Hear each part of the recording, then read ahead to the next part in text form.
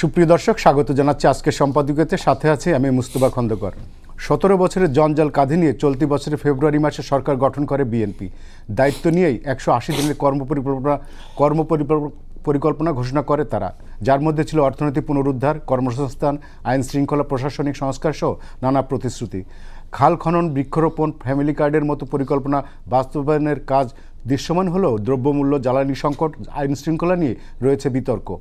তাহলে 6 মাসে সরকারের অর্জন কতটা, ব্যর্থতাই বা কোথায়? প্রাসঙ্গিক বিষয় নিয়ে আমাদের আজকের সম্পাদকীয় প্রত্যাশা ও প্রাপ্তির 180 দিন। এ নিয়ে আলোচনার জন্য স্টুডিওতে উপস্থিত আছেন শহীদুল ইসলাম বাবুল, বিএনপি সংসদ সদস্য, আছেন doctor Rakibul Hasan, youth leader এবং রাজনৈতিক বিশ্লেষক, এবং সারওয়ার তুষার, যুগ্ম আহ্বায়ক, জাতীয় নাগরিক পার্টি। দর্শক, আপনারাও এই আলোচনায় সরাসরি অংশ নিতে পারেন। অংশ নেওয়ার জন্য কল করতে হবে টেলিভিশনের পর্দায় দেখানো নাম্বারে, এছাড়াও ফেসবুকের মাধ্যমে আপনাদের মতামত পাঠাতে পারেন। আলোচনা শুরুর আগে জানিয়ে দেবো আজকের প্রধান শিরোনাম। জনকল্যাণে কাজ করছে বিএনপি, ষড়যন্ত্রে ব্যস্ত মুক্তিযুদ্ধ বিরোধীরা, সজাগ থাকার আহ্বান প্রধানমন্ত্রীর, ফ্যামিলি কার্ড ও ধর্মীয় গুরুদের ভাতার বিতরণ উদ্বোধন।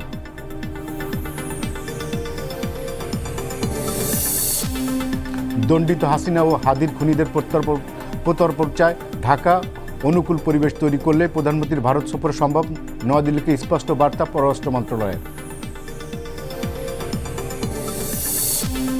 বাড়েনি গ্যাস সরবরাহ, পাম্পে পাম্পে গাড়ির দীর্ঘ সারি, ঘন্টার পর ঘন্টা অপেক্ষায়ও মিলছে না পর্যাপ্ত সিএনজি, জ্বালানি সংকট সমাধানে লাগবে 2 বছর বললেন অর্থমন্ত্রী।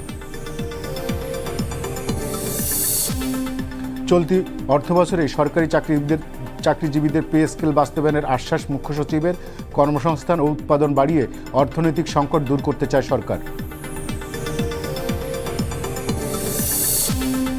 এবং ডারউইনে অস্ট্রেলিয়ার দম্ভ চূর্ণ করে বাংলাদেশের ইতিহাস, প্রথম টেস্টে 4 দিনে কুপকাত অজিরা, সবচেয়ে বড় জয় আখ্যা, প্রধানমন্ত্রীর অভিনন্দন।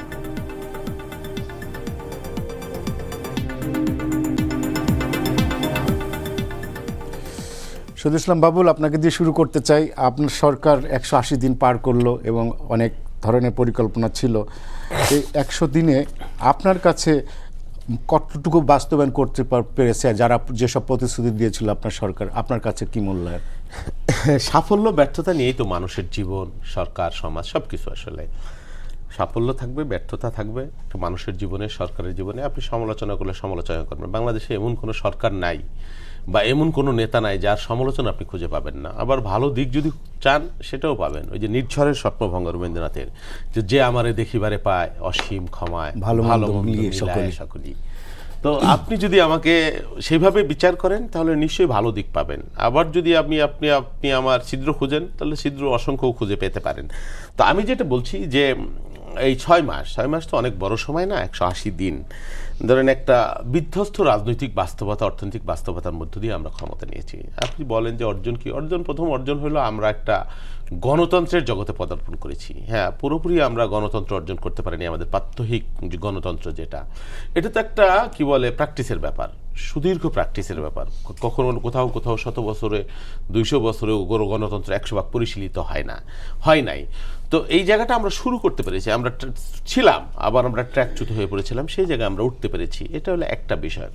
আর একটা বিষয় যে আপনার, হ্যাঁ, আমাদের এখানে ধরেন সামাজিক অন্যায় অপরাধ আছে, সব জায়গায় আছে, দুনিয়ার সব জায়গায় যেখানে মানুষ আছে সেখানে অন্যায় অপরাধ আছে। সেই আদম হওয়ার পর থেকেই শুরু করা যায় আপনার, মানে হাবিল কাবিলের যে দ্বন্দ্বযুদ্ধ, তো সেখান থেকে তো সমগ্র মানব সমাজে আছে এই অপরাধ, অন্যায় সামাজিক আমাদের এখানে একটু বেশি আছে। এটা তো অসত্য না। এবং আপনি যদি রেশিও করেন, তুলনা করেন, তাহলে আমি বলবো না যে এটা একেবারে অনেক কমে গেছে। হ্যাঁ, সামাজিক দ্বন্দ্ব, সংঘাত, জমি জাতি, এগুলো নিয়ে, সম্পদ, নানান ধরনের বা রাজনীতিক অনেক ধরনের সংঘাত, সহিংসতা আছে। তো সেইগুলো সব নিয়ন্ত্রণ করা সম্ভব হয় না। আবার ধরেন, আমি নেতিবাচকটাই বলছি, ধরেন ঘুষ, দুর্নীতি বা সামাজিক কুসংস্কার, এগুলো তো আমাদের যুগের সঞ্চিত বাস্তবতা।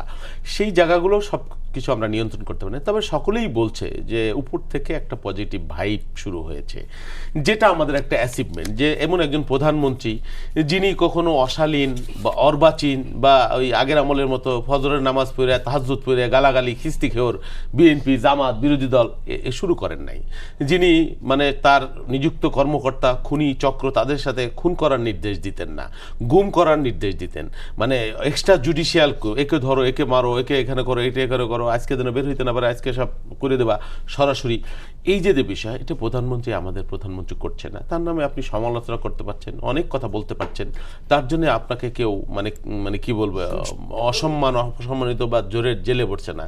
এখন ওই কি বলে, ওই যে কি ঘর বলে যেন ক্যান্টনমেন্টে, যে আয়নাঘর, সেই আয়নাঘর আমরা তো দেখলাম, সেই আয়নাঘরের বাস্তবতা এখন বাংলাদেশে নাই। হ্যাঁ, সেটা হচ্ছে না। সেই গুম, আমি কথা বলে ভয়ে আতঙ্কে বিরোধী দল, আপনি সব জানেন, আপনি ফেস করেছেন, আপনি নিজেও ভুক্তভোগী, আমি যতটুকু জানি। আপনাকে অনেকবার ডেকে নেওয়া হয়েছে, থ্রেট করা হয়েছে, মৃত্যুর হুমকি দেওয়া হয়েছে, তা আমরাও একইভাবে ফেস করেছি। সত্য কথা, এখানে কথা বলে নিচে ঠিকঠাক মতো যেতে পারবো, পরিবারের চাপ, বন্ধুদের চাপ, এইভাবে না এইভাবে প্রতিটা মুহূর্ত, প্রতিটা ক্ষণ উদ্বেগ উৎপন্নায় কেটেছে। সেটা হয়তো আমি মনে করি এখনো কারো কাটে না। হ্যাঁ, অনেকের অসন্তোষ আছে। তারপরে আমার যে রাজনৈতিক কর্মসূচি ছিল, সেই রাজনৈতিক কর্মসূচি আমরা যেটা আমাদের নির্বাচনী ইশতেহারের মধ্যে ছিল, এই যে সামাজিক সুরক্ষা কর্মসূচি, যেটা সোশ্যাল সেফটি নেট, সেই কাজগুলো আমরা 6 মাসের মধ্যে মোটামুটি আগায় নিয়েছি। তারপরে আপনার গ্রামে গ্রামে মন্দির, মসজিদ, পুরোহিত, তাদের যে ওয়াদা ছিল সেই কাজগুলো শুরু হয়ে গেছে। ফ্যামিলি কার্ডের কাজ শুরু হয়েছে, কৃষক কার্ডের কাজ পুরোদমে শুরু হয়ে গেছে। এগুলো সরকারের, মানুষের কাছে বিএনপির একটা ওয়াদা ছিল। আরেকটা আছে যে জুলাই চার্টার, যেটা নিয়ে আমাদের বিরোধী দলের বন্ধুরা অনেক কথা বলছে। এই বাস্তবতায় জুলাই চার্টারের কিছু কাজ আমরা করেছি, পুরোটা করতে পারিনি, এবং সেটা অনেকগুলো আছে সংবিধান সংশোধন সাপেক্ষ করা লাগবে, এবং আমরা বিশ্বাস করি সেই কাজগুলো আমরা করব। আরেকটা হলো আপনার যেটা মানে তেল, গ্যাস, বিদ্যুৎ নিয়ে যে সাম্প্রতিক একটা বাস্তবতা, এই বিষয়ে ব্যাখ্যা দেওয়া হয়েছে মন্ত্রণালয় থেকে, জ্বালানি মন্ত্রণালয় বলছে, বারবার বলছে এটা তো আসলে আমাদের তৈরি বাস্তবতা না। হ্যাঁ, মানুষের কষ্ট হচ্ছে, আমারও এলাকায় গেলে মানুষ প্রশ্ন করে। এখন আমি যদি বলি যে সব ফকফকা আছে, বিদ্যুৎ আছে, গ্যাস আছে, হ্যাঁ, এটা তো বললে অস্বীকার করবো, আমার নিজের বাসাও খাইতে, এটা প্রধানমন্ত্রী দুঃখ প্রকাশ করেছেন, বাট এটা তো রাতারাতি এই বাস্তবতা, এই প্রবলেম সলভ করা যায় না। নিশ্চয়ই যারা বুদ্ধিমান, বুঝমান, তারা এই বিষয়টা বুঝবেন যে এটা বৈশ্বিক একটা প্রেক্ষাপট, একটা যুদ্ধ। আপনার মনে আছে, অনেকেই বলে যে বিগত আমলে নাকি খুব ভালো বিদ্যুৎ কারেন্ট ছিল। আমার সেই বক্তৃতা আমি দেখছিলাম গতকাল, যে যতটুকু দিতে পারছি হাসিনার কথা, ওইটুকুই বেশি। যুদ্ধ শুরু হয়ে গেছে, কি রাশিয়া ইউক্রেন, আর এখন দিতে পারবো না, এটা নিয়ে মানে থ্রেট করতো। কিন্তু আমি বিশ্বাস করি এই সরকারকে সেটা জনভোগান্তি যেটা হচ্ছে, সেটা আমরা সর্বাত্মকভাবে স্বল্পমেয়াদী, দীর্ঘমেয়াদী, মধ্যমেয়াদী পরিকল্পনা গ্রহণ করছি মানুষের কষ্ট লাঘবের জন্য, এবং চেষ্টা করা হচ্ছে সর্বব্যাপী। সবচেয়ে বড় কথা হলো যে আপনার গুড ফেইথটা কি, বা উইল কি, বা আপনি কি চান, সেই বাস্তবতা সরকারের আপনি নিশ্চয়ই বুঝতে পারবেন যে সরকার একটা পজিটিভ চেষ্টা করছে, এই সময়ের মধ্যে চেষ্টা করছে। হয়তো সীমাবদ্ধতা আছে, সব আশা প্রত্যাশা পূরণ হয় না, বিপুল আকাঙ্ক্ষার বাস্তবতা। অনেকে চিন্তা করছে যে জুলাই হয়েছে, তারপরে জুলাইয়ের পরে আর আমাদের কোনো সমস্যা থাকবে না, সব দুধে দোয়া তুলসী পাতা, দুধ আর মধুর নহর বয়ে যাবে। এটা তো প্র্যাকটিক্যাল না, তাই না? এটা প্র্যাকটিক্যাল না। একটা গরিব ভুকানাঙ্গা দেশ, আমাদের নানান ধরনের সংঘাত, সহিংসতা, মত পথ, এই বাস্তবতার মধ্য দিয়ে আমাদেরকে পথ চলতে হচ্ছে, অনেক সীমাবদ্ধতার মধ্যে থেকে। তার মধ্যে থেকে আমরা চেষ্টা করছি। এখানে আমি বলবো সাফল্য আছে, হ্যাঁ, এবং আপনি যদি দেখেন অনেক সাফল্য আছে, চেষ্টা আছে, আবার এর মধ্যে ব্যত্যয় আপনি খুঁজে পাবেন, নিশ্চয়ই ব্যত্যয় আছে। এই সব মিলিয়েই ভালো মন্দ মিলায় সকলেই আর কি। Thank you. রাকিব, বিরোধী দল বলছে সরকার ব্যর্থ, দায়িত্ব গ্রহণের 6 মাসে সরকারের ব্যর্থতা কতটুকু? বিএনপি তো বলছে যে 17 বছরের একটা জঞ্জাল পরিষ্কার করতেই তো অনেক সময় লেগে যায়। তো সব কিছু মিলিয়ে আপনার মূল্যায়ন কি এই সরকারের 6 মাস? জি, আপনাকে ধন্যবাদ। আমার সমালোচক এবং দর্শকদেরকে সালাম, শুভেচ্ছা। আমার মূল্যায়ন হচ্ছে, অলরেডি অনেক কথা বাবুলে বলে ফেলেছেন, আমি একটু যদি যোগ করবো, সেটা হচ্ছে ধরেন আমাদের যে ডেমোক্রেসি, আমাদের মূল সংকটটা জায়গাটা ছিল ডেমোক্রেসি। তো আমাদের ডেমোক্রেসি যে স্ক্যান্ডিনেভিয়ান বা ইউরোপিয়ান ডেমোক্রেসি না, এটা তো আমরা সবাই মানি।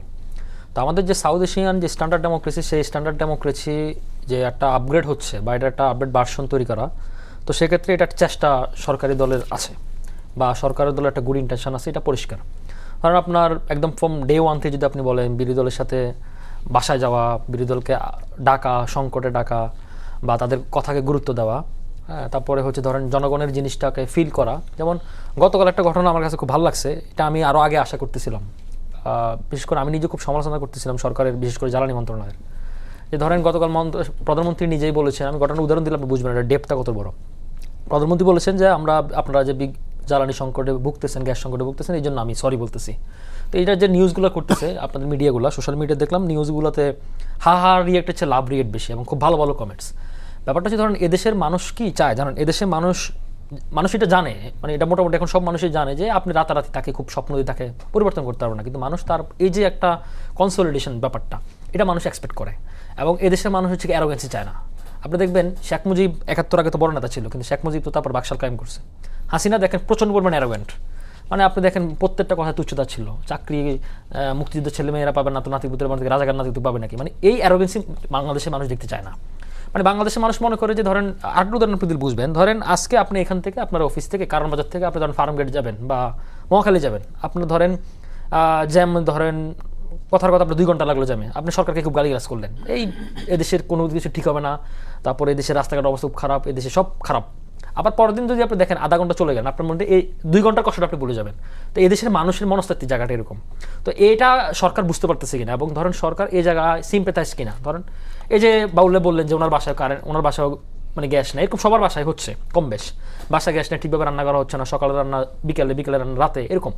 তো এই যে মানুষের কষ্টটা, যে সাফারিংটা ফিলিং করা এবং মানুষকে এটা জানানো যে আমরা চেষ্টা করতেছি, বাবারা আমার মাফ করে দাও, ক্ষমা চাইছি তোমার কাছে। তো এই জিনিসটার একটা পলিটিক্যাল, একটা গুড পলিটিক্যাল, কারণ এটাই আসলে আপনার ধরেন প্রাতিষ্ঠানিক পারিবারিক শিক্ষা, পারিবারিক সংস্কৃতিটা, রাজনীতি সংস্কৃতিটা প্রাতিষ্ঠানিক একটা রূপ নেয়। তো এটার একটা চেষ্টা আমরা দেখলাম, 1 নম্বর কথা। সেকেন্ড কথা হচ্ছে যে সরকারের যে পূর্ববর্তী সরকারের সময় আমরা যেটা দেখতাম যে সরকারের হচ্ছে কি ইশতেহারগুলো নাম মাথায় থাকতো, তো এই সরকার দেখলাম যে ইশতেহারের ব্যাপারে খুবই তারা একেবারে খুব সিনসিয়ার। যদিও জুলাই সনদ নিয়ে এখন আমরা আসি নাই, জুলাই সনদের ব্যাপারে বিরোধী দলের অনেক মত রয়েছে কেন এটা পালন করা হচ্ছে না, তো সেটা হয়তো ধরেন টেকনিক্যাল কারণে আমাদের 2টা অধিবেশন গেল, সেই অধিবেশনগুলো উঠে নেই, পরবর্তী অধিবেশনে সেটা মূল্যায়ন হবে।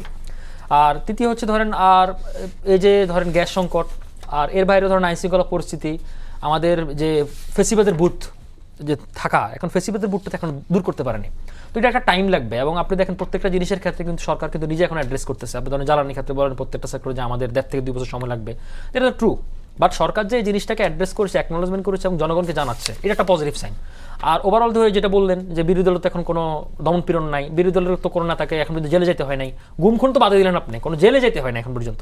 তো এই যে একটা অবাধ স্বাধীনতা, একটা ফ্রিডম বা ফ্রিডম অফ এক্সপ্রেশন, তো সেটা যে আমরা দেখছি এটা একটা গুড সাইন। তো আমি মনে করি ওভারঅল যে আমরা যাত্রাটা আমাদের শুরু হয়েছে, আমাদের অভিযাত্রার গন্তব্য, আমরা যদি এই প্রসেসে থাকি আমরা ভালো জায়গায় পৌঁছতে পারবো এবং আমাদের লক্ষ্য, অভিষ্ট লক্ষ্যে আমরা পৌঁছতে পারবো। এবং একই সাথে বিরোধী দল যে কথাগুলো বলছে এগুলো একেবারে পলিটিক্যাল কথাবার্তা, আর সরকার 100% সফল হবে না, 6 মাসে আপনি তাকে বিচারও করতে পারবেন না। তো ডেফিনেটলি সরকারকে অ্যাকাউন্টেবিলিটি করার জন্য, যেহেতু সরকারটা 2/3 মেজরিটি নেওয়া এবং একটা বড় সরকার, সরকারের লেন্থ পরিধিটা অনেক বড়, তো সরকারকে অ্যাকাউন্টেবিলিটি করার জন্য বিরোধী দল এই ভূমিকাটা রাখবে। আমি মনে করি যে তাদের যেখানে যেখানে ল্যাকিংস রয়েছে সেখানে তারা আরও বেশি জোরালো ভূমিকা রাখবে, তাহলে আমাদের এই গণতন্ত্রটা সুসংগত হবে।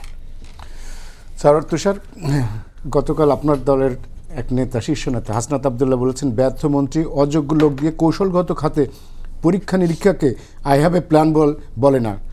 সরকার যে মানে অযোগ্য লোক দিয়ে যে একটা প্ল্যান বাস্তবায়নের কথা বলছে, তাহলে আপনাদের চোখে অযোগ্য লোক কারা এই সরকারে? আপনাকে ধন্যবাদ। এটা তো ব্যক্তির বিশেষের আলোচনা না, বিষয়টা হচ্ছে যেখানে আপনি শুরু করেছেন 6 মাস কিন্তু উনি কিন্তু ব্যক্তি বিশেষ কথা বলছেন না, উনি বলেছেন যে আপনি যদি অযোগ্য লোকদের বসান, তো সে অযোগ্য লোক মানে হচ্ছে বিভিন্ন জায়গায় ধরুন যারা দলীয় বিবেচনায় নিয়োগ পাচ্ছে, এরকম তো আছে, হয়তো সেটার কথা বলেছেন। যাই হোক, আমি মানে আপনার প্রথম আলোচনাটা যেটা নিয়ে আলোচনাটা হচ্ছে সেখান থেকে শুরু বলি যে 6 মাস একটা সরকারের, 5 বছরের সরকারের জন্য খুবই কম সময়, সেটা সত্য, কিন্তু 6 মাস কিন্তু যে কোনো সরকার একটা মানে অ্যাসেসমেন্টের মধ্যে পড়বে যে 6 মাসে আপনি কি কি করতে পারলেন, প্রতিশ্রুতি কতটুকু রক্ষা করতে পারলেন, 100 দিন, প্রথম 100 দিন, প্রথম 180 দিন, এটা সারা পৃথিবীতেই সরকারগুলোর একটা প্রোগ্রাম থাকে যে আমার ফার্স্ট 100 ডেইজের প্রোগ্রাম হচ্ছে এটা, 180 ডেইজের প্রোগ্রাম হচ্ছে এটা, এবং সেখানে মানুষ দেখতে চাইবে যে আপনি সবই রাতারাতি ঠিক হয়ে যাবে সেটা না, কিন্তু আপনি যে পদক্ষেপগুলো আজকে নিচ্ছেন এটা 2 বছর পরে আমি এটা বেনিফিট পাবো কিনা, বা 1.5 বছর পরে, 1 বছর পরে, কিছু সময় পরে আমি এটা বেনিফিট পাবো কিনা। তো সেইটা আমাদেরকে এখন দেখতে হবে যে এখন সরকারের গৃহীত সিদ্ধান্তগুলো সেটা কি ফল সামনে বয়ে নিয়ে আসবে। তো সেখানে কিন্তু খুব যে ভালো কোনো লক্ষণ দেখা যায় সেরকম না। যেমন আমি উদাহরণ দিতে পারি আইন শৃঙ্খলার, তো আমরা মানে প্রত্যেকটা দৈনিকে প্রতিদিন এটা নিয়ে বিস্তারিত ফলো আপ নিউজ হচ্ছে।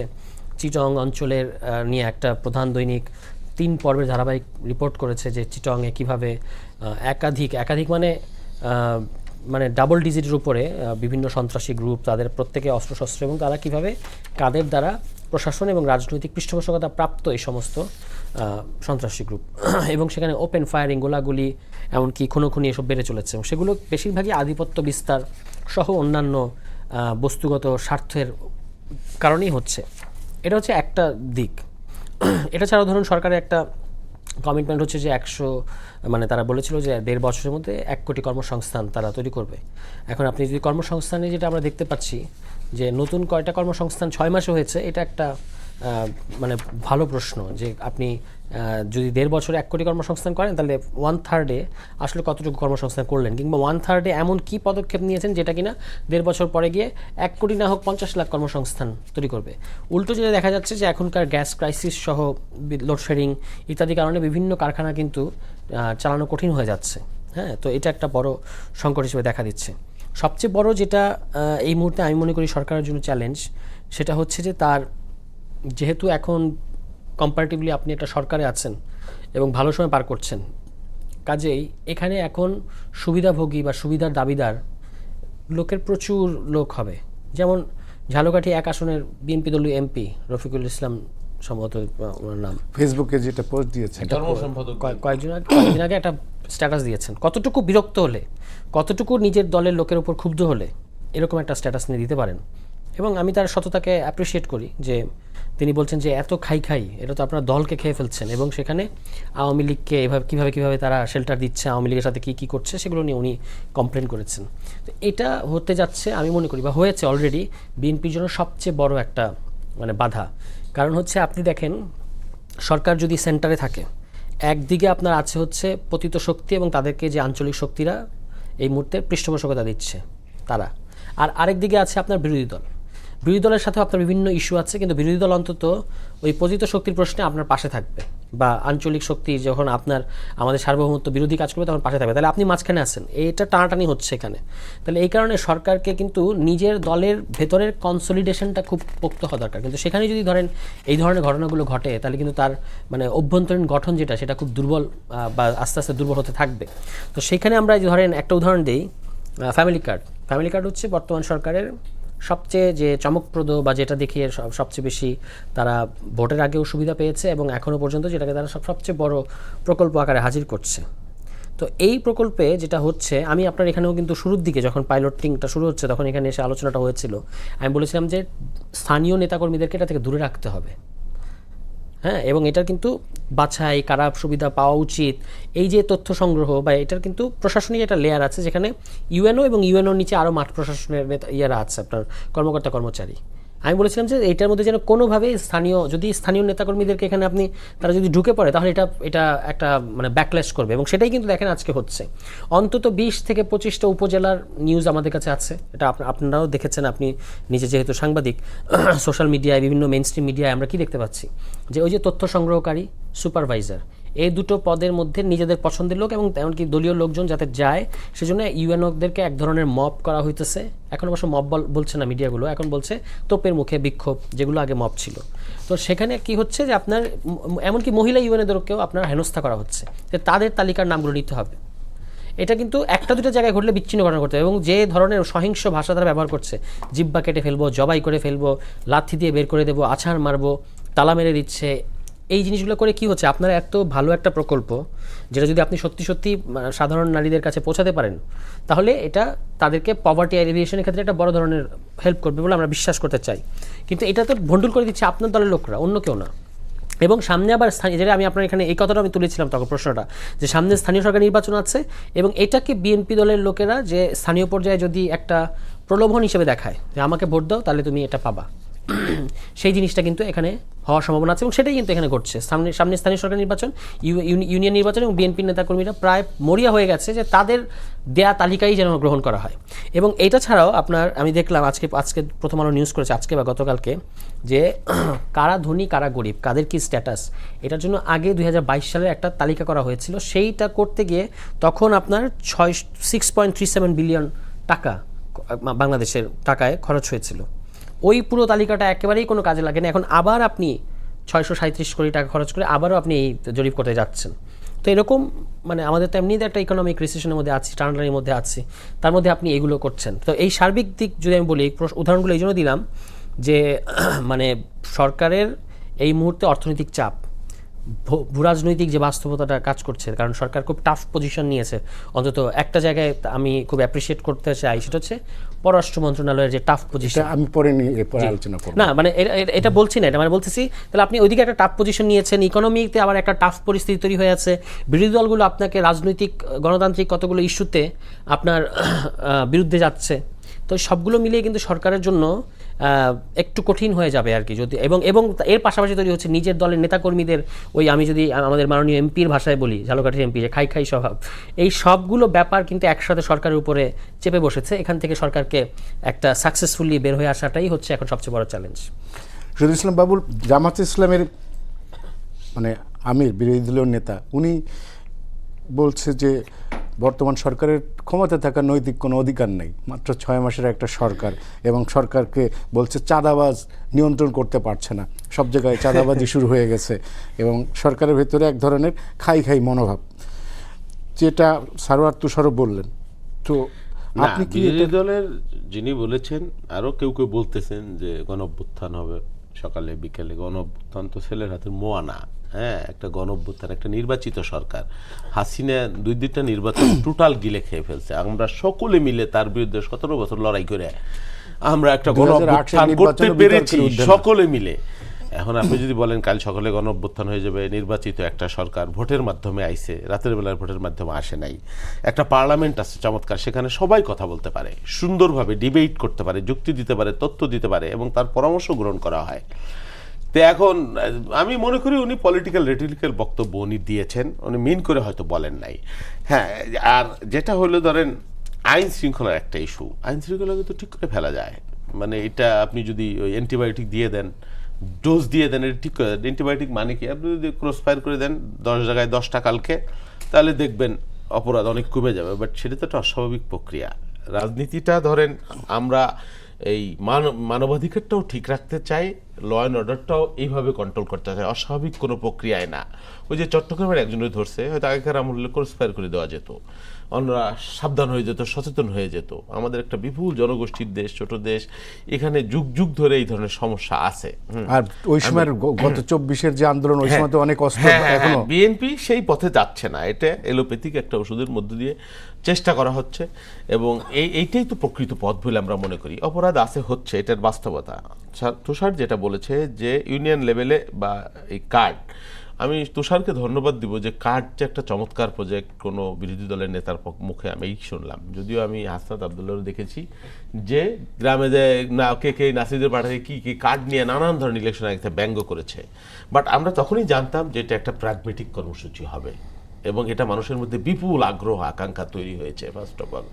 এবং আমি বিশ্বাস করি এটা যদি হয়, আমি গ্রামে যাই, বিরোধী দলের এমপিরাও যায়, তারাও দেখতেছে যে না, এটা খুবই মানে ইফেক্টিভ একটা ব্যাপার। এবার এটা সুন্দরভাবে যদি শেষ পর্যন্ত করা যায়।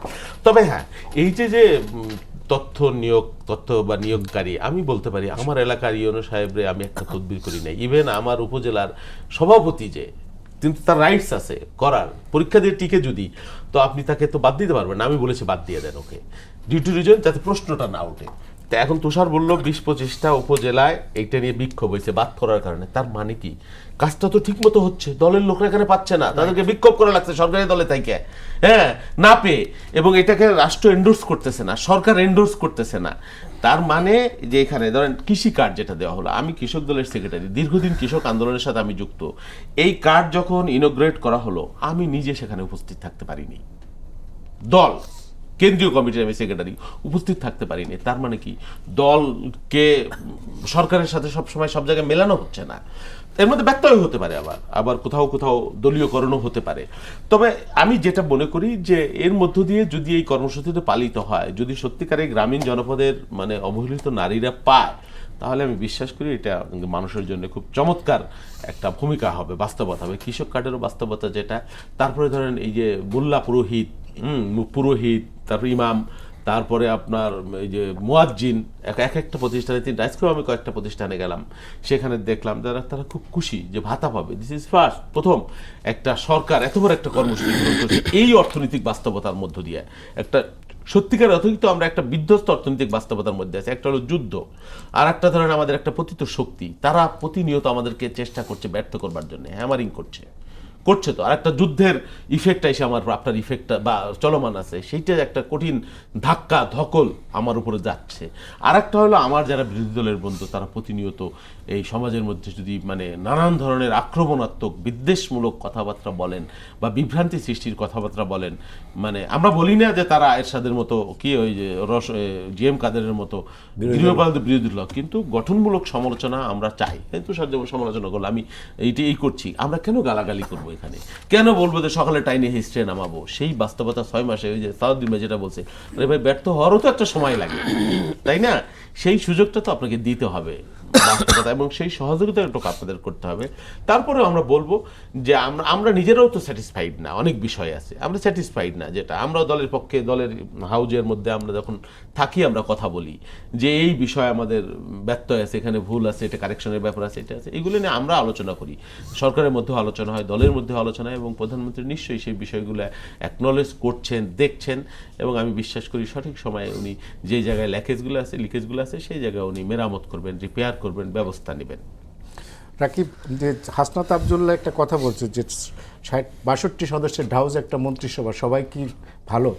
এখন তো পরীক্ষা নিরীক্ষা তো অনেক হলো, কিছু তো যারা ব্যর্থ তাদেরকে, যারা পারে কাজ, যারা এক্সপার্ট তাদেরকে নিয়ে এই ধরনের মন্ত্রণালয় যদি মন্ত্রিসভা গঠন করা হয়, তাহলে যেসব সমস্যাগুলো আমরা ফেস করছি, যেমন বিদ্যুৎ, জ্বালানি, তারপরে আইন শৃঙ্খলা, এগুলো অনেকখানি করা সম্ভব, সমাধান করা সম্ভব।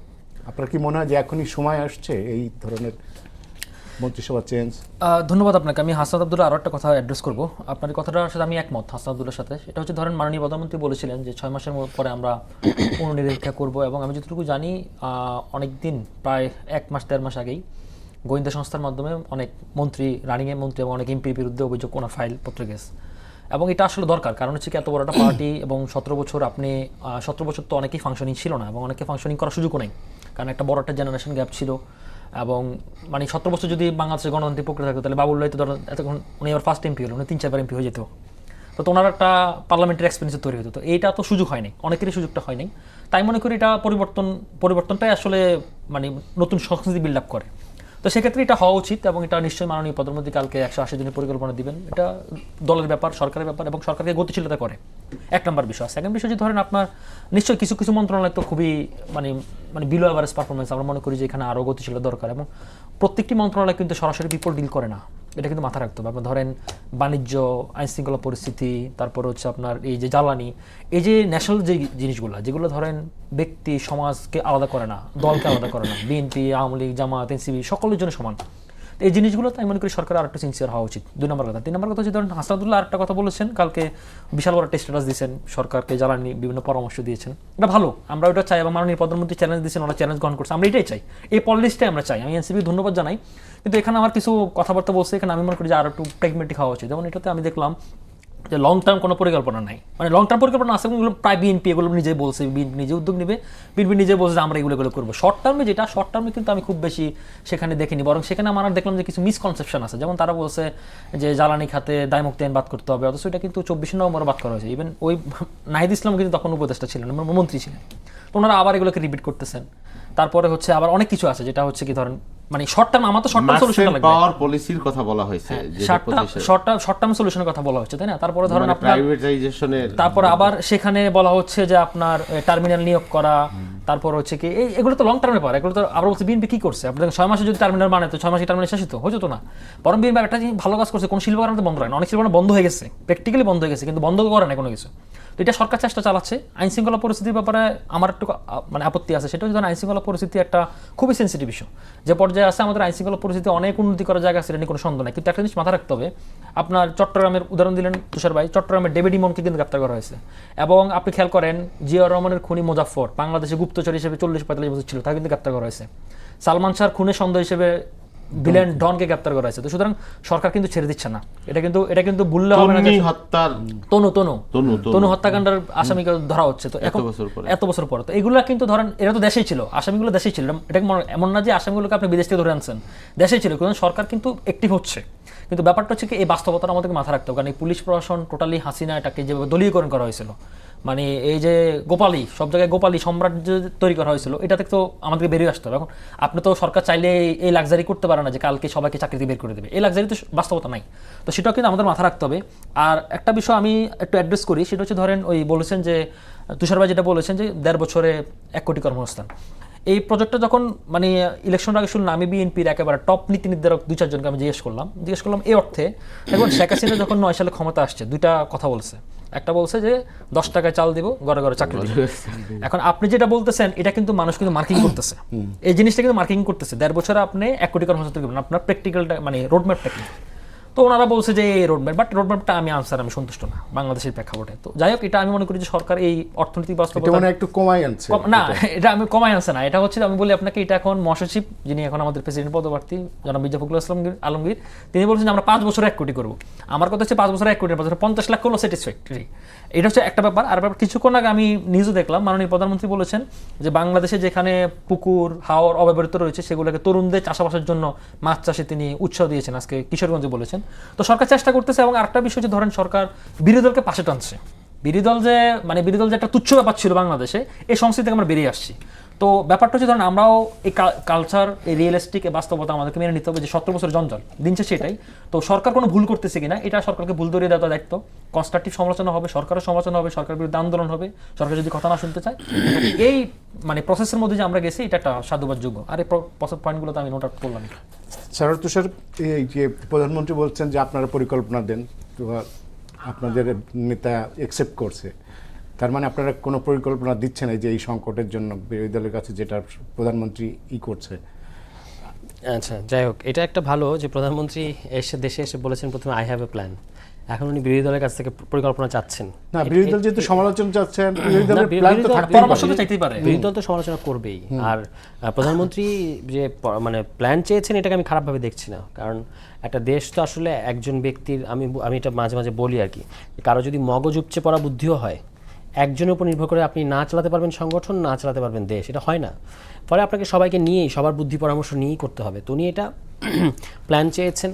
6 মাস হয়েছে, বিরোধী দলগুলো 6 মাসের সরকারের সার্বিক অর্থনৈতিক, রাজনৈতিক সহ দ্রব্যমূল্য, আইন শৃঙ্খলা, সার্বিক যে সরকারের বিভিন্ন গুরুত্বপূর্ণ সেক্টর, সেগুলোর তারাও চুলচেরা বিশ্লেষণ করছে খুব স্বাভাবিকভাবেই। এবং হয়তো খুব শীঘ্রই, আগামীকালকে সম্ভবত 180 দিন হতে যাচ্ছে।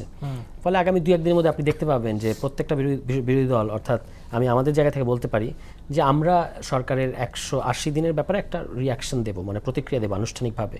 সেখানে প্রতিক্রিয়া মানে যেটা আমরা মনে করি আপ টু দ্য মার্ক হয় নাই, সেইটার সমালোচনা যেমন থাকবে, একইভাবে আমরা কিভাবে এটা শৃঙ্খলা কিংবা সুশাসনের মধ্যে ফিরিয়ে আনা যায়, আমাদের সোচটা কি বা আমাদের চিন্তাভাবনাটা কি, সেটাও আমরা সেখানে তুলে ধরবো।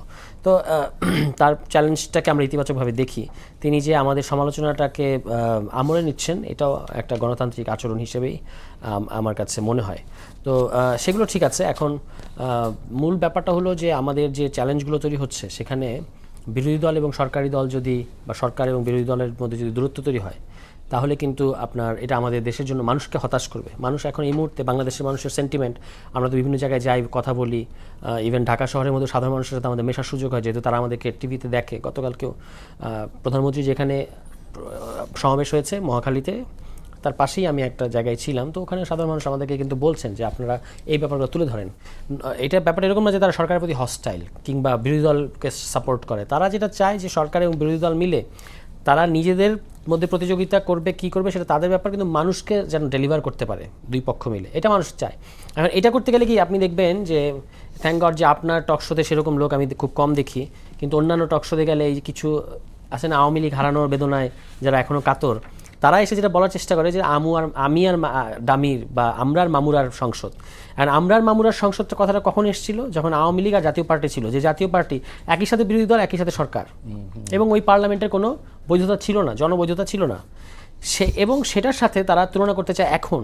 কেন? কারণ আওয়ামী লীগ এই পার্লামেন্টে নাই। অথচ যে এখন যে বিরোধী দল, তারাও তো জনগণের ভোটে নির্বাচিত।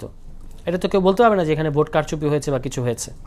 কিন্তু তারা যেটা আসলে চায়, এই কথাটা বলে সরকার এবং বিরোধী দলের মধ্যে একটা অকারণে সংঘাত তৈরি করতে চায়, যে বিরোধী দল মানেই হলো জ্বালাও পোড়াও, আর সরকার মানেই হচ্ছে ক্র্যাকডাউন, ধরো মারো কাটো, এই জায়গাটায় তারা নিয়ে যেতে চায় এবং এই ফাঁদে ইগোর কারণে হোক কিংবা ক্ষমতার কারণে হোক না সরকার না বিরোধী দল কারোরই যাওয়া উচিত হবে না।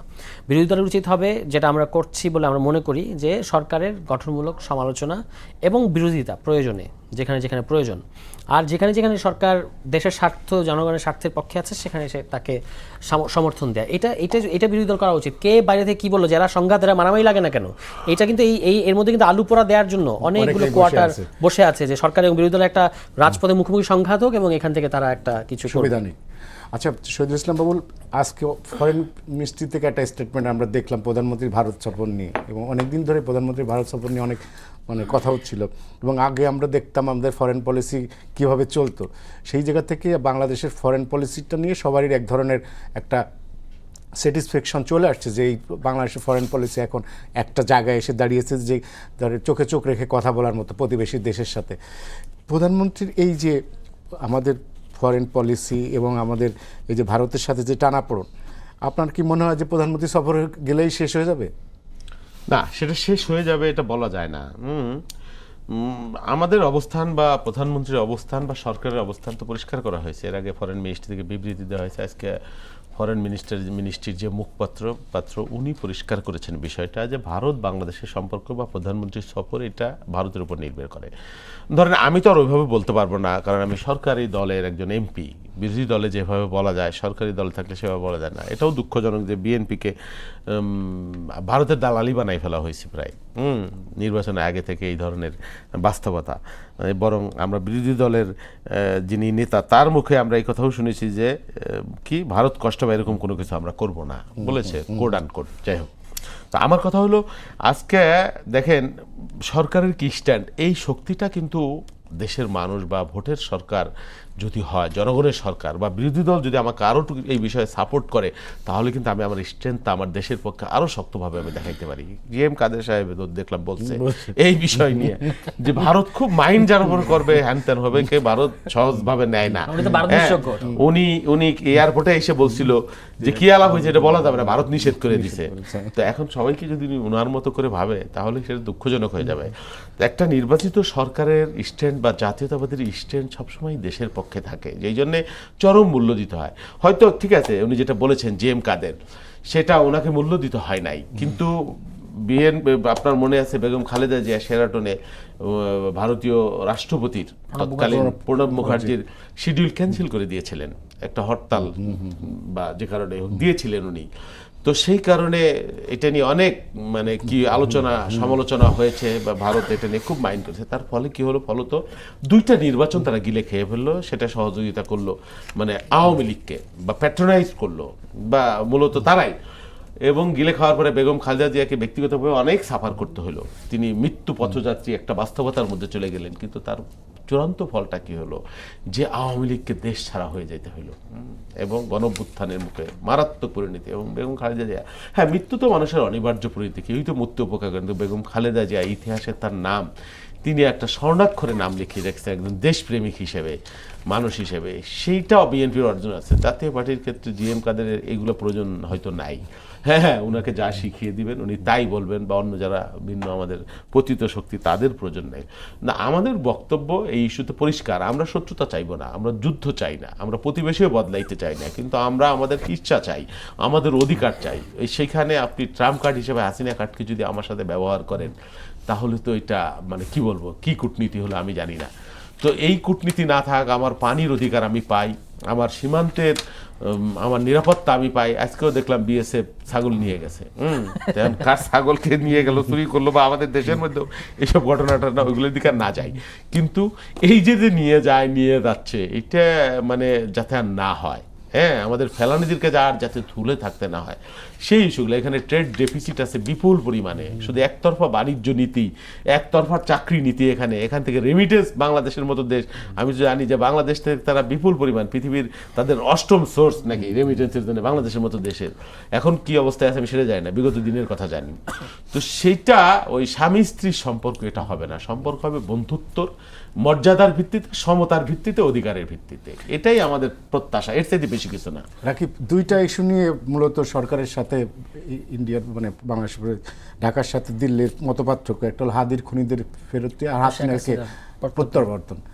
তো এই দুইটা ইস্যু এখন বড় ধরনের একটা বাধা, এবং এই দুইটা ইস্যুর পেছনে কিন্তু বিরোধী দলের এক ধরনের আছে, সাপোর্ট আছে আমাদের বাংলাদেশের, পুরো বাংলাদেশের মানুষের support মানুষের আছে। আমি একটু support ক্লিয়ার আছে। করি, দেখুন মানে একটু সংক্ষেপে, আমার হাতে সময় নেই। আচ্ছা আমি সংক্ষেপে শেষ করি। সেটা হচ্ছে ধরেন আপনি যখন পলিটিক্যালি আপনি ওই রেটরিক সারাদিন যাই বক্তব্য দেন না কেন, এগুলো মানুষ মনে রাখে না, কিন্তু যখন আপনি কাউকে মার্কিং করেন, এই বক্তব্য কিন্তু খুব ইম্পর্টেন্ট। যেমন ইলেকশনের আগ থেকে যখন তারেক রহমান যখন দেশে ফিরলেন, ভারতের দালাল, ভারতের সাথে মুসলেখা দিয়ে আসছে, ভারত ক্ষমতা নিয়ে আসছে, এই জাতীয় কথাবার্তা বলছে। তাহলে আপনি দেখেন যেই লোক আপনি যাকে কথাটা বলছেন, সেই আপনি দেখেন এখন ভারতের বিরুদ্ধে মানে সম্পর্কটা আপনি দেখেন, এত বোল্ড স্টেটমেন্ট তো বাংলাদেশ ইতিহাসে কখনো দেয়নি। আপনি ওই কোনো সরকার দিতে পেরেছে কিনা? 5 আগস্টের পরে, আমি সেটা বললাম, বাংলাদেশ ইতিহাসে কখনো দেয়নি। 5 আগস্টের পরে ইভেন এমন হয়েছে ডিপ্লোম্যাটিক নর্মস ভেঙে ফেলছে। মানে এই বক্তব্য যদি আপনি ডিপ্লোম্যাটিক ব্যাকরণ কিন্তু পড়েন না, এগুলা যে শব্দ ল্যাঙ্গুয়েজগুলো ইউজ করেছে, এবং আজকেও আমরা মনে করেছি যে সফরটা খুব স্মুথলি হয়ে যাচ্ছে, এবং তারা কিন্তু প্রিপারেশন নিয়ে রাখছে। তাদের রয়ের টিম আসছে এখানে, তারপরে দীনেশ ত্রিবেদী মাননীয় প্রধানমন্ত্রী দেখা করেছেন। তো সেই জায়গায় দেখুন পলিটিক্সে, জিও পলিটিক্স এবং ফরেন পলিসি দুটো জিনিস খুব গুরুত্বপূর্ণ। একটা হচ্ছে স্ট্র্যাটেজিক ইন্টেন্ট, আর একটা হচ্ছে স্ট্র্যাটেজিক অ্যাম্বিগুইটি। স্ট্র্যাটেজিক ইন্টেন্ট হচ্ছে আপনি দীর্ঘমেয়াদী কী করতে চান, তার মানে এই সরকারের একটা দীর্ঘমেয়াদী প্ল্যান কি, এই সরকার হচ্ছে কি নিজস্ব একটা পলিটিক্যাল ফরেন অ্যাফেয়ার স্ট্র্যাটেজি, যেটা বাংলাদেশ ফার্স্ট সে বলছে। আর স্ট্র্যাটেজিক অ্যাম্বিগুইটি, স্ট্র্যাটেজি মানে কৌশলগত অস্পষ্টতা, মানে আমি অনেক কিছু মুখে বলবো কিন্তু আমার আচরণ, সিগন্যালিং, টাইমিংয়ে ডিফারেন্ট হয়ে যাবে। এটা কিন্তু এই সরকার খুব ভালোভাবে দেখাচ্ছে। আপনি দেখেন, আপনি যেটা বলছেন না, কারণ ভারতের জন্য এখন একটা গলার কাটা। আপনি দেখেন মানে আমি শেখ হাসিনাটা বাদ দিলাম, শেখ হাসিনার বিষয়টা টোটালি এটা কিন্তু ওরা আইনি ব্যাখ্যা দিচ্ছে, আইনি ব্যাখ্যার বাইরে, ডিপ্লোম্যাটিক ব্যাখ্যার বাইরে, টোটালি পলিটিক্যাল। আর হচ্ছে ওসমান হাদির হত্যাকাণ্ডের ব্যাপারটা, এটা কিন্তু পলিটিক্যাল ব্যাপার না। মানে আপনি যদি ওসমান হাদির হত্যাকাণ্ড থেকে ফেরত না দেন, তাহলে কিন্তু মানুষ আপনাকে সন্দেহ চোখে দেখবে এটার সাথে আপনি জড়িত, এটার মধ্যে আপনার মদত আছে, তাই না? এখন সরকার কিন্তু এই ট্রাম্প কার্ড উল্টা খেলে দিচ্ছে। আপনি দেখেন এখানে যখন মাননীয় প্রধানমন্ত্রীকে বিমস্টেক হিসেবে রাজি করানোর চেষ্টা করতেছিল, বিমস্টেকের চেয়ার হিসেবে, উনি কিন্তু সাথে সাথে রিনাউন্স করেছেন। এখন লাস্টে তারা দ্বিপাক্ষিক সফরের আমন্ত্রণ জানিয়েছে, এবং আমি মনে করি দ্বিপাক্ষিক সফরে যদি আমন্ত্রণ জানা এবং সমঝোতার ভিত্তিতে হয়, এটা যাওয়া উচিত। কারণ এখানে আমাদের কৌশলগত অনেক বিষয় রয়েছে। পানি বলেন, আমাদের গঙ্গা চুক্তি বছর শেষ হচ্ছে, গঙ্গা চুক্তি রিনিউ হবে, আমাদের ট্রেড ডেফিসিট কমানো, ইভেন শুধু তাই না, ইউনুস সরকার আমলে ট্রান্সশিপমেন্ট সুবিধা বাতিল করেছে, এটা এখন রিনিউ হয় না, ভিসা প্রক্রিয়া এখন স্মুথ হয় নাই। তারপরে আমাদের যে ভারতের সাথে যে আমরা পণ্য আমদানি করি, এবং এই পণ্য আমদানি কিন্তু সে আমার ক্রাইসিস টাইমে সে আমাকে অফ করতে পারবে না, আমার জনগণ ভোগান্তি করতে পারবে না, পাইপলাইন, ডিজেল লাইন আমার এগুলো আসতে হবে। তো এই জিনিসগুলা স্পষ্টতা হওয়ার জন্য মাননীয় প্রধানমন্ত্রী সফরটা হয়। একই সাথে এই যে চাওয়াটা, এই চাওয়াটা এখন ভারতের জন্য গলা কাটা, কারণ ওপেনলি আপনাকে চ্যালেঞ্জ দিয়েছে, আপনি যদি মানবেন, না মানলে আমি আসবো না। কারণ হচ্ছে কি, বাংলাদেশ ফার্স্ট নীতিতে সরকারে কিন্তু চায়নার সাথে এক ধরনের নীতি, ইউরোপিয়ান ইউনিয়নের সাথে এক রকম নীতি, আমেরিকার সাথে এক রকম নীতি। এখন ভারতকে এটাকে ব্যালেন্স করতে হবে, কারণ আমরা এখন যে জিওপলিটিক্যাল স্ট্র্যাটেজিতে পড়ে গেছি, এবং ভারতের জন্য ভারতের আশেপাশে প্রতিবেশী সম্পর্কে এতটাই খারাপ, যার কারণে বাংলাদেশ ছাড়া তার উপায় নেই। স্যার তুষার, আমাদের হাতে সময় নেই, আপনি 2 মিনিটে যদি বলতেন যে ইন্ডিয়া সফর নিয়ে বাংলাদেশের সাথে এত জল ঘোলা হচ্ছে কেন? আচ্ছা, এটাকে জাতীয় পার্টি প্রসঙ্গে একটা তথ্য দিতে চাই। সম্প্রতি তাদের যিনি এখন রানিং মহাসচিব শামীম হায়দার পাটোয়ারি, তিনি এক প্রবাসী সাংবাদিকের একটা টকশোতে এই 2 দিন আগে একটা কথা বলেছেন যে এইবারে নির্বাচনে যে তারা অংশ নিয়েছেন, এটা তারা ভারতের নির্দেশে নিয়েছেন, এটা তার ওপেন স্টেটমেন্ট। মানে জাতীয় পার্টির ব্যাপারটা, ওই যেটা আপনি আগে বলেন, জিএম কাদের থেকে শুরু করে আজকের জাতীয় পার্টি, তারা ভারত দ্বারা পরিচালিত একটা দলই, এটা তারাই স্বীকার করছেন। এখন এই যে কারেন্ট ইস্যু যেটা ইন্ডিয়ার সাথে বাংলাদেশে চলছে, অফকোর্স বাংলাদেশ যে ল্যাঙ্গুয়েজে কথা বলছে, এটা আমরা অন্তত অ্যাপারেন্টলি সন্তুষ্ট, কারণ হচ্ছে এখন অন্তত মনে হচ্ছে আমাদের একটা ফরেন পলিসি আছে। আগে তো মনে হতো যে স্বামী স্ত্রী এবং ইত্যাদি। এখন ভারতের এই মরিয়াপনা কেন? ভারতের এই মরিয়াপনায়, আপনি এটা ভারতের পত্রপত্রিকায় লেখা হচ্ছে, যেমন India to middle east to Europe একটা করিডোর, যেটা কিনা বেল্ট অ্যান্ড রোড ইনিশিয়েটিভের যে ওইটার একটা মানে প্যারালাল একটা জিনিস ভারত করতে চাচ্ছে, সেখানে স্ট্র্যাটেজিকভাবে বাংলাদেশ অত্যন্ত গুরুত্বপূর্ণ। এবং আদানির স্বার্থ রক্ষা করা এবং আদানি গোষ্ঠীর স্বার্থ রক্ষা করা করতে গেলে ওইটা কিন্তু সমুদ্র এবং রেলওয়ে দুইটাই, ফলে বাংলাদেশের ভেতর থেকেও তারা যে রেলওয়ে নেটওয়ার্ক তৈরি করতে চায়, এটা কিন্তু ওই IMEC যে করিডোর, সেটার সাথে কানেক্টেড একটা জিনিস। ফলে ভারতকে বাংলাদেশকে পেতেই হবে এই ইয়েতে। এ কারণেই তারা হচ্ছে এই মরিয়াপনাটা দেখাচ্ছে। অন্যদিকে বাংলাদেশ আজকে যে কথাটা বলেছে, সেটা হচ্ছে উপযুক্ত পরিবেশ লাগবে। উপযুক্ত পরিবেশ মানে কি? সেটা হচ্ছে, এটা তো একটা ডিপ্লোম্যাটিক ল্যাঙ্গুয়েজ, কিন্তু যখন তারা 1-to-1 কথা বলেছেন দীনেশ ত্রিবেদীর সাথে, কিংবা চিফ এসেছিলেন, তাকে নিশ্চয়ই বার্তা খুব পরিষ্কারভাবে বলে দেওয়া হয়েছে যে আমাদের কাছে উপযুক্ত পরিবেশ বলতে কি। সরকারের দিক থেকে আমি যেটা বুঝি, একজন অবজারভার হিসেবে, হাদি হত্যাকারীদেরকে সরকার ফেরত না যদি পায়, মানে আপনি যে যাবেন ইন্ডিয়ায়, ট্রেড অফটা কি? আপনি আমাকে কী দিচ্ছেন? নাহলে আমি জনগণের কাছে কী বলবো? আমি যদি সরকার হই, তাহলে আমি কী বলবো জনগণের কাছ থেকে, যেটা আমি পেয়েছি? তো সেখানে একটা হলো এই হাদির হত্যাকারী, আরেকটা হচ্ছে কোনো না কোনো বিগ ফিশ, কোনো না কোনো বিগ শট, যারা জুলাই গণহত্যার সাথে হয় কি শেখ হাসিনা স্বরাষ্ট্রমন্ত্রীকে mean করতেছেন? হয় শেখ হাসিনা অথবা আসাদুজ্জামান খান কামাল, কাউকে একজনকে বাংলাদেশের কাছে হস্তান্তর করতে হবে। আমার ধারণা এই কথাটাই সরকারের পক্ষ থেকে বলা হয়েছে। ওকে, ধন্যবাদ। আমাদের হাতে আর সময় নেই। সারওয়ার তুষার, রাকিবুল হাসান এবং শহীদুল ইসলাম বাবুল। দর্শক, এই ছিল আজকের সম্পাদকীয়তা। আগামীকাল আবার দেখা হবে একই সময়। শুভরাত্রি সবাইকে।